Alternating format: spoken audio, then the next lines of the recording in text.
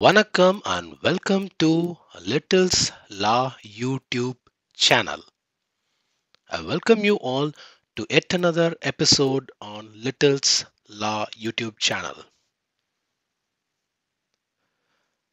This is me, your Vasant Shanmugam.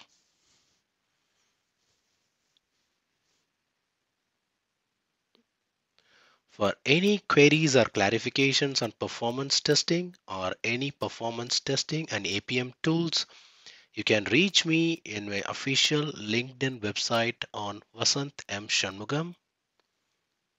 You can email me on vasantTCE@gmail.com.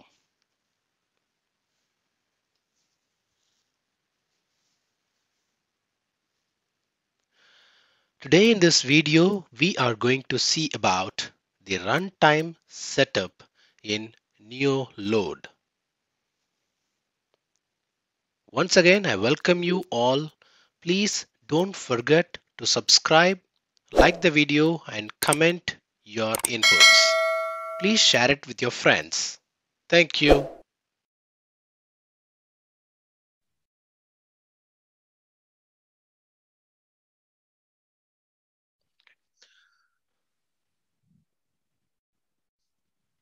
Okay.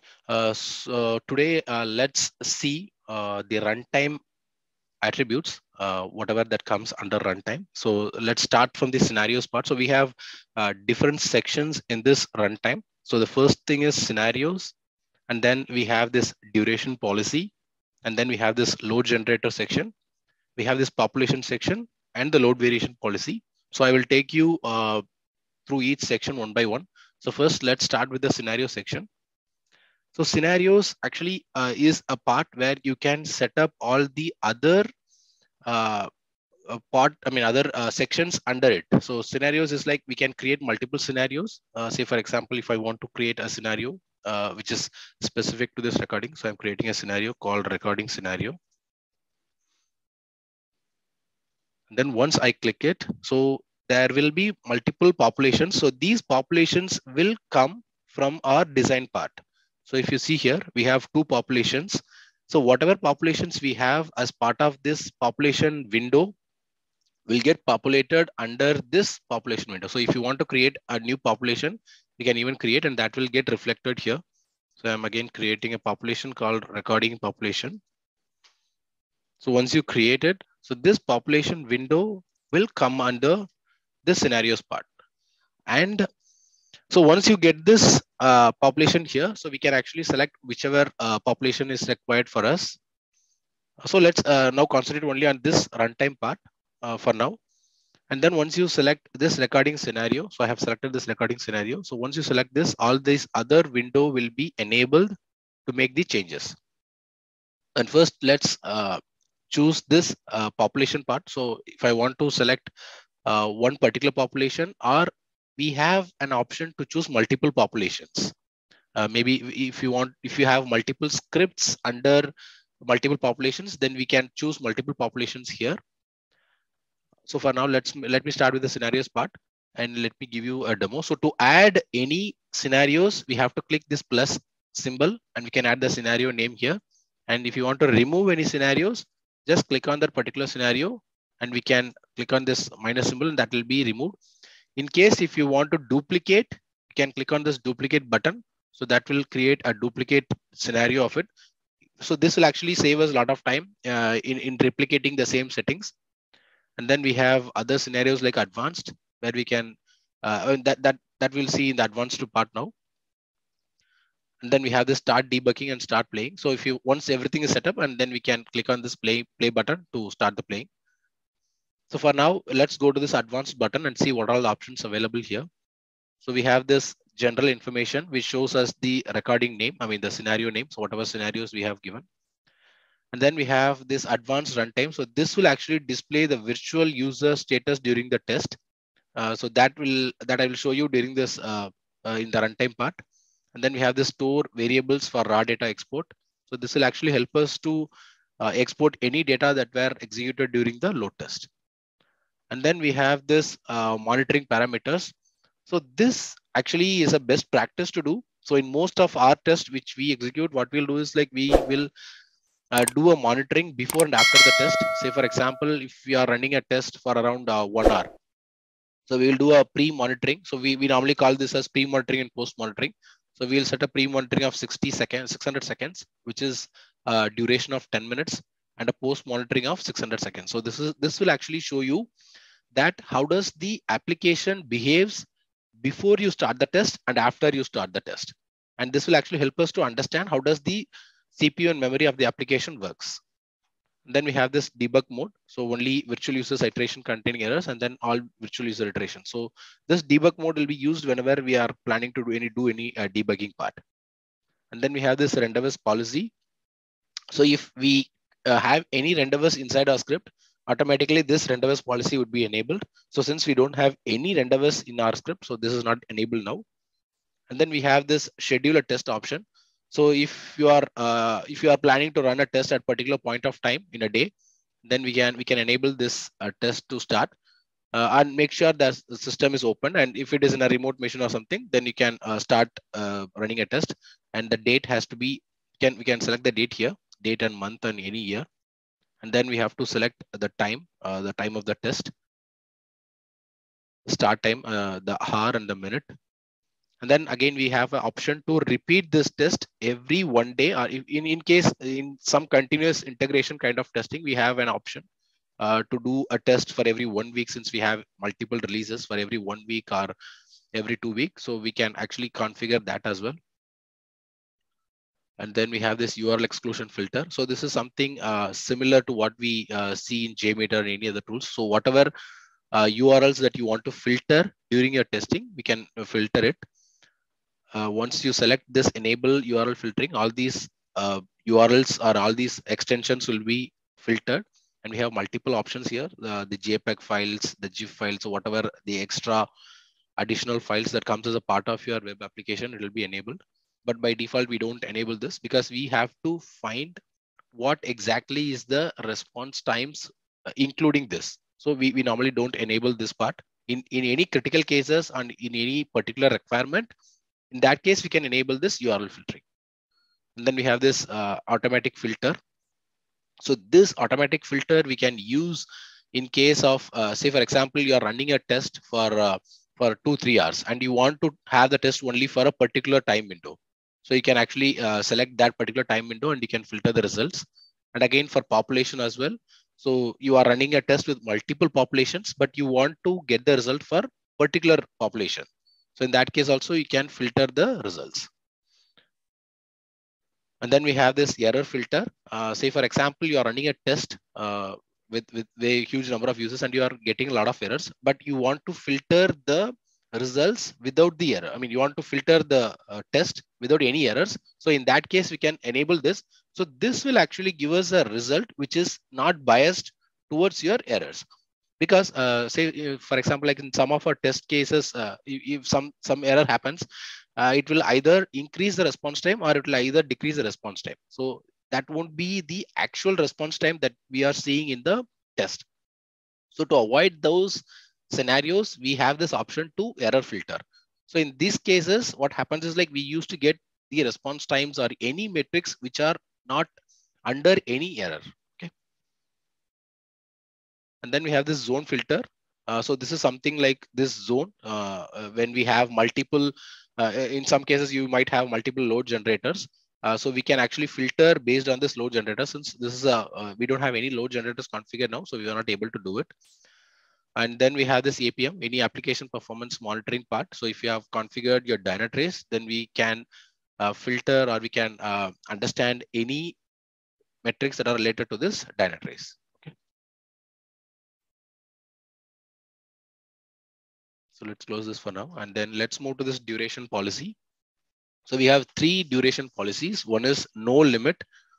So once you start this test, the test will be running kind of infinite duration, and we have only option to stop it manually. So that's the only option we have to do this. But most of the cases we don't prefer this doing, because in some cases, if we might miss or if we might lose the control, then the test might go infinite. So it's not required. And we have this other option called this by iteration. So when you choose this by iteration, so there are some requirements where we might get something like we need to achieve a particular throughput in a particular amount of time. Say, for example, if the user wants to run a test and he wants, instead of telling that he wants to run with this particular load or this particular duration, they might come up with an requirement that says that you have to achieve 1000 hits within a 10-minute, or 1000 hits, or 10,000 hits within 1 hour. So for those kind of scenarios, we can use this by iteration. For example, like we can give like some 100 users, and the iterations could be 100. So in this case, we can achieve 10,000. And once you reach that particular throughput, automatically the test will be stopped. Any time, like even if you are able to achieve it before 1 hour. So once you're able to achieve that throughput, the automatically the test will be over.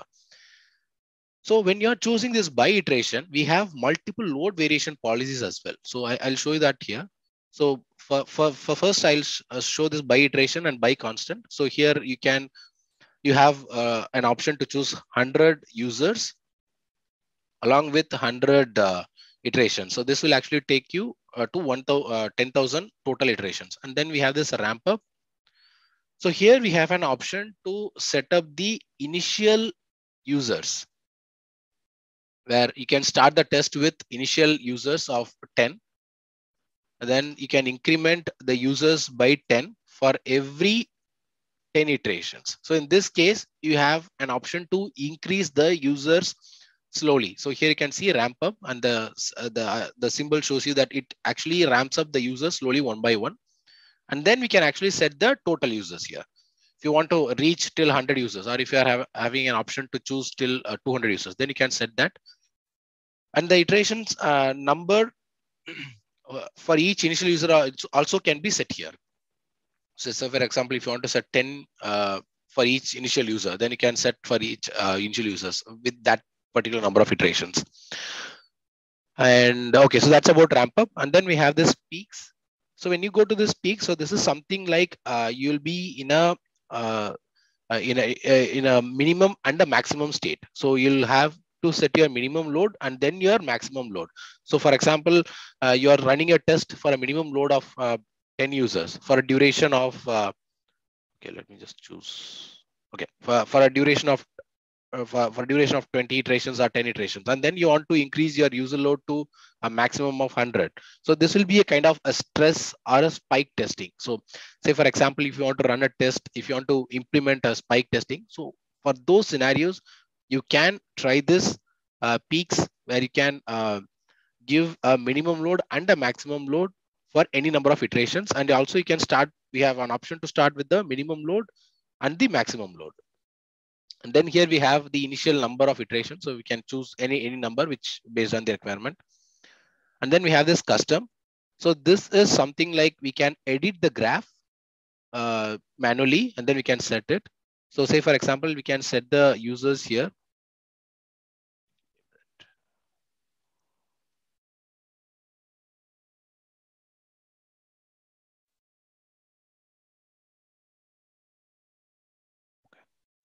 Okay, so say for example, we can see here the maximum number of users. You can set here around, like if you want to set around 100 users, and then we want to set an iteration. So and then we can set the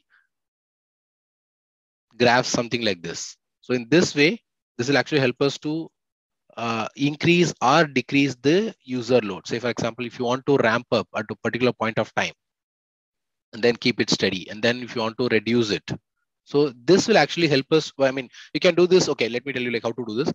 So you can actually do this by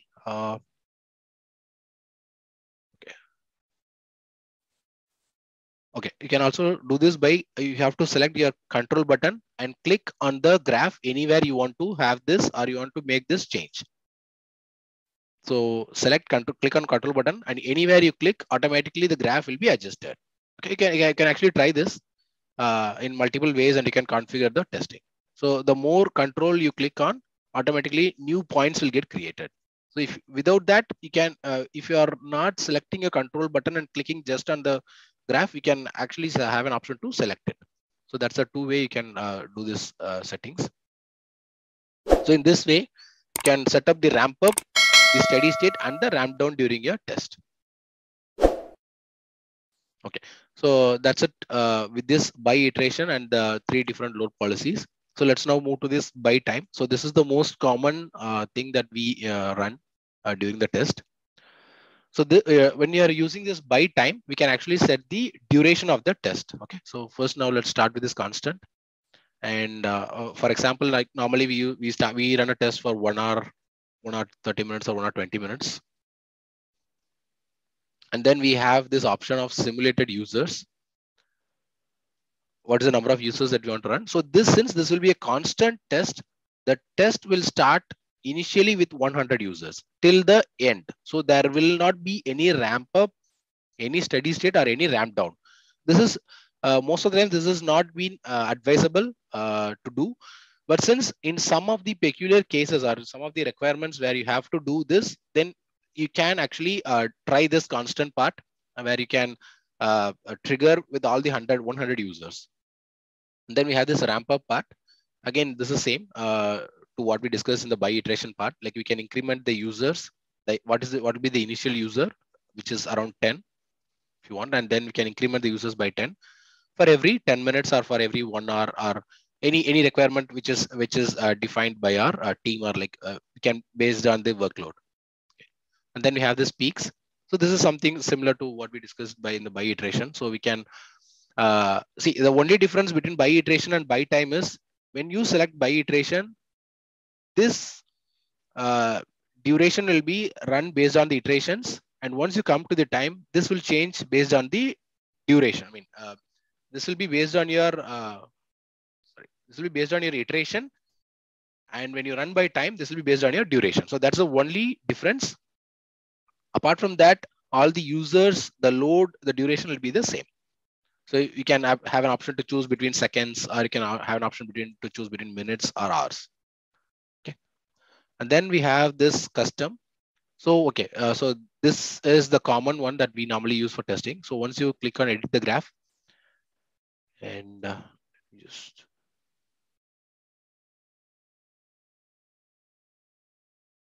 okay. So here you have an option. You have this x-axis and y-axis. So for now, I want to start the test, and I want to give a duration of 1 hour 10 minutes or 1 hour 30 minutes. So then you can see here, the test will have a total duration here. So before that, you have to make sure that you have this same setup here. Make sure you have the time, both are same in this by time and also in this scenario duration. So that will actually help us to get a clear picture, and also that will be the right one to do the testing. Otherwise, there will be like automatically what happens is like whichever is the lesser time will be taken into account, and that the test will start to end. Okay, so make sure that you have the same duration here. So you can see this blue line, so that ends at the last end. Okay, so if you are making a change here, like if you want to end the test at 120, so what happens is automatically the test will end at 80 minutes. So you can see here. So it will automatically end at 80 minutes. So the duration, you have to make sure it is correct at all the points. So just make sure that, so I'm keeping it 1 hour 30 minutes. So duration is 90 here. And let me set up this ramp up and ramp down part. So I'm selecting clicking on the control button, and I'm clicking on the place where I want to set up the ramp up. So if you can click the ramp up here, and automatically it will get this triangle the graph, and then go towards the end where you want to set up this end of the steady state. Click on that, and then you'll have this. So this is going to be your steady state. So that starts between this end and this starting and this end. So this will be a steady state. So once at the end of the test, automatically the users will start to ramp down, and at the end of the test, they all will be coming out of the system. So you can see here. And again, if you want to clearly understand the graph, so select this point. And then if you come here, just okay. And see, I'm currently selecting this starting of this steady state. And you can see here, there are 100 users and the starting of the time is 14 minutes and 55 seconds. If you want to clearly make any changes, just choose it, make it 10 minutes and 0 seconds. So this will actually give us a clear picture that at the 10th minute, all the users will be in the steady state. And if you, even if you want to make any changes in the users also, you can make it. So any changes, you can make it here. So now we can see we are in the 90th user. So let me just choose the correct one, which is 100 users. And then let's go to this ramp, the end of the steady state. So here you can see we have 100 users and the time is going to be 1 hour, 20 minutes and 44 seconds. So since we started here at 1 hour, 10 minutes, so let us have a duration of 1 hour. So let me just make it to 1 hour, 10 minutes and 0 seconds. So this will actually give you a 1 hour of steady state. And at the end, you'll have to end the ramp down. Okay. So this will come here. So the total duration is 1 hour, 30 minutes. So this will be going to be your, the duration, or this is how the test is going to run. So when you're running this, you have to make sure that if you are given for any controlled throughput, then we have to make any changes with the workload part. So you have to set up the think time or the waiting time, so that in that case, you can actually control the throughput. Just click on OK. So we might all have a question. Okay, see, I have a question because in many of the cases I have faced this. So I have this population selected here, and I have selected this particular time, the duration, everything is set up. And what if I want to duplicate this to all the other populations? You see, because if you see here, if you're seeing here, right, the user path does not have any setup done so far, and the recording population has not done any setup so far. So how to do this? Okay, so you have set up this thing and you want to replicate it to the other users. It's very simple. Just select this population which you want to select and select the other populations which you have and click on this apply to all. So this will ask you whether I want to set up all this population to the other populations as well. So whatever you have selected, say for now, let me just give you an option. Okay, so I'm not selecting this particular user path, the population, and I'm clicking on this apply to all. So this will actually set up this configuration to the other selected populations. See, you can see here, you can see that this particular duration policy has been set to the recording population which has been selected. But if you go to user path, it's not been given, right? So this is how we can replicate it. So this will actually save you a lot of time in doing this setup, this configuration. The same way we can actually do this for this as well. Let me just give you a different demo. So let me select this. And I'm giving you this population to this particular population. Okay, this load variation policy here. So I'm clicking on apply to all. So this will ask you whether do you want to apply this configuration to the other selected populations. I'm clicking on yes. So once you come to this user path, you can see here automatically that particular load variation policy is being given to this particular selected population. Okay. So with this, we can, with this way, we actually can select, save a lot of time when you are doing multiple tests with a huge number of populations. And then we have this advanced button. So this is actually will help us in running during a test. So we have this start policy where we can immediately start all the users at the start of the test, or we have an option to delay the start of the test where we can set up automatically some 30 seconds or so. Sorry for that. So we can actually set up a delay. That way we can delay the starting of the test, and then we have this sequential. So in this way, we can actually give the users one by one at the end of the population. But most of the times, our test will be immediate. We will start with the immediate. Once you start the test, automatically all the users or all the populations should come into the system. And then we have this two options of simultaneously starting all the users at the same time, or we can have this sequentially. So again, we normally choose simultaneously, so that keeping simultaneously is the best practice to do here.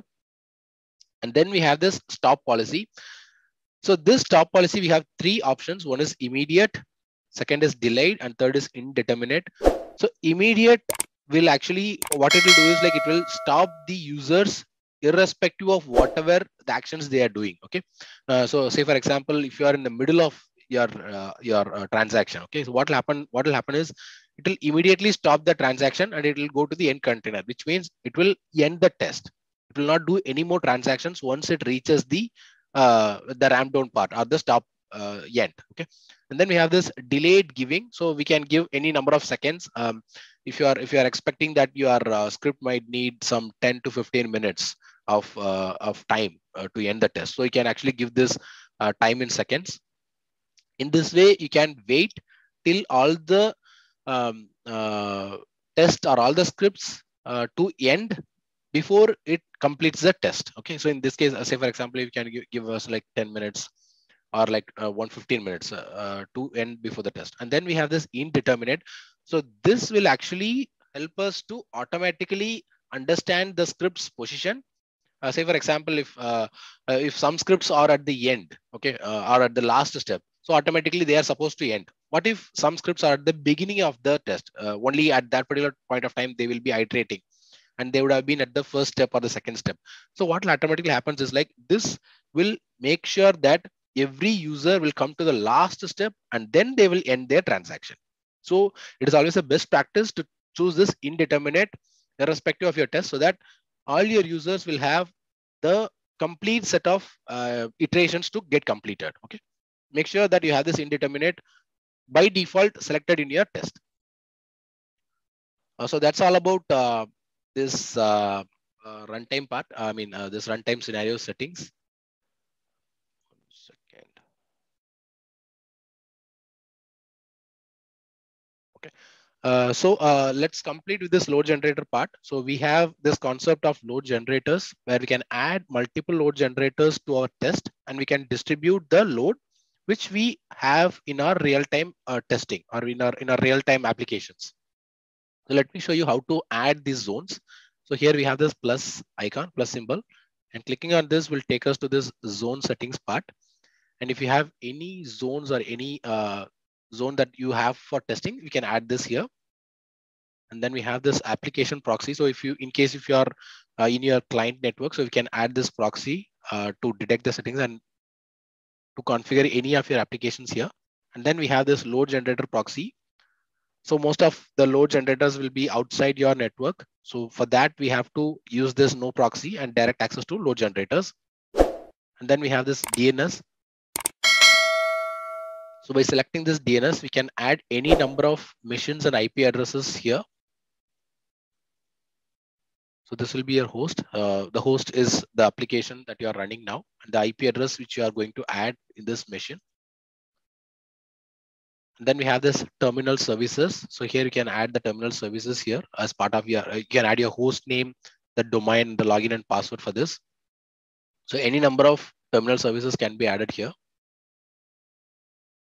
So to add your load generator, click on this, the default zone here. So under this zone, we can add any number of load generators. Say for example, if you have your IP of your load generator, we can add here. Then once you click on OK, that will be added here. And if you want to make any changes to your load generators or to your localhost machine, you can click on this button, this icon here, and choosing the information and network, we can make any changes to it. And then we have an option of doing this IP spoofing where we can emulate 100 different IPs for your testing. So we have this option of selecting this, and we can emulate this IP spoofing here.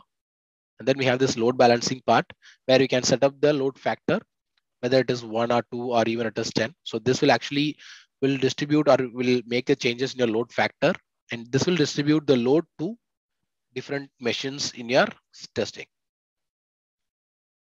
And then we have this refresh button. So in most of the cases, we have so there are like 3 different colors. So one is the green. So if it is showing green, then the load generator is working fine. If it shows orange, then make sure that you have your load generator and your load runner in the same version. So say for example, if your if your new load is in version 7 and your load generator is in a version of 6.8.2, even for that particular difference, and even at that particular changes, the load generator will not work. So make sure you have the exact configuration or exact version for both your load generator and your Neoload machine. So that is a particular indication that if it is shows in orange, which means your Neoload machine and your load generator machine are in a different version. And then there is another symbol which is the red. So if it is in red symbol, so that shows that that particular machine is either not online, or if it is in a switched off state, or that particular configuration, or that the login password or any configuration to connect that machine is a different one. So there are three different colors again I'm saying. So one is the green, which means it is working fine. If it is in orange, make sure that the versions of your load generator and your Neoload machine is different. If it is in a red, then there is no connection between your Neoload and your load generator. So make sure you correct all these changes before you run any of your tests. So that's it all about this runtime part. Yes, so we'll meet again.